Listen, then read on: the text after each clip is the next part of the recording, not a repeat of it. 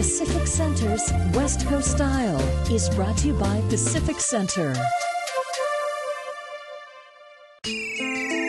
The West Coast is one of the most beautiful places on the planet, and I'm on the hunt to make sure that the people here look just as good as where they live.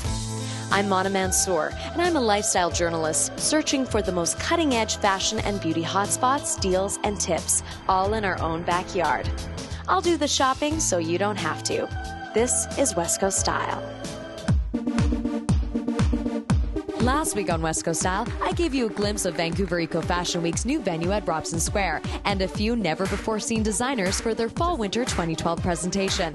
But it was the much-anticipated returning show that drew the crowds on closing night. Jeff Garner and his line Prophetik. How does it feel to be back at Eco Fashion Week?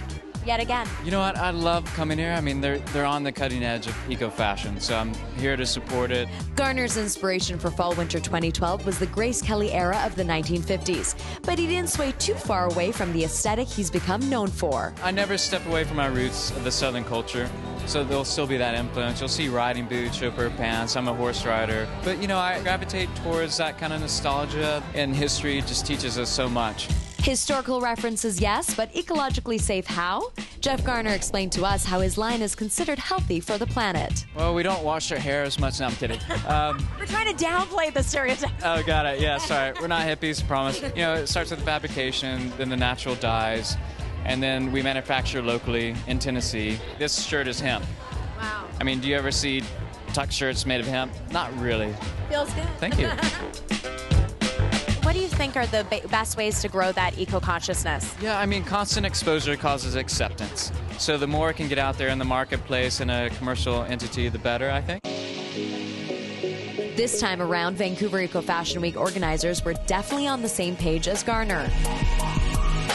For Fall-Winter 2012, Vancouver Eco Fashion Week teamed up with thrift store giant Value Village as one of their main sponsors. This partnership couldn't be more fitting with Vancouver Eco Fashion Week's mandate, keeping fabric out of a landfill and reusing fashion in a creative way.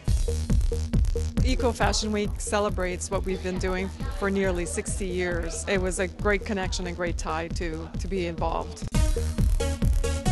We divert more than 600 million items from landfills. Anything that we do not sell, we recycle those items. We also send items to developing countries. The designers at Eco Fashion Week, including Jeff Garner, may make most of their revenue selling new clothes, but even they still strongly support shopping thrift and reusing fashion. I think vintage is great. You know, a lot of it needs to be taken in or restyled and whatnot, and I think that spurs creativity. What are your thoughts on Vancouver's growing fashion scene and how Eco Fashion Week has really propelled it to a global scale? Because you guys are so excited about it, you don't have the inhibitions, so therefore it's kind of taking this freedom and this creativity and growth that in other places they cannot.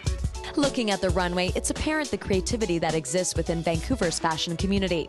But according to Eco Fashion Week's founder, Mariam Laroche, we still have a ways to go before discovering our full green potential. Vancouver is a very young city. The fact that they want to be the greenest city in the world by 2020 helps a lot. But it's much more than a bike lane, much more than composting and recycling. It's about habits. The city has been extremely supportive, but I think we need another push. So Vancouver, let's step up to the challenge.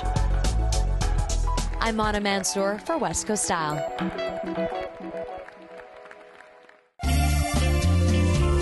Pacific Center's West Coast Style has been brought to you by Pacific Center.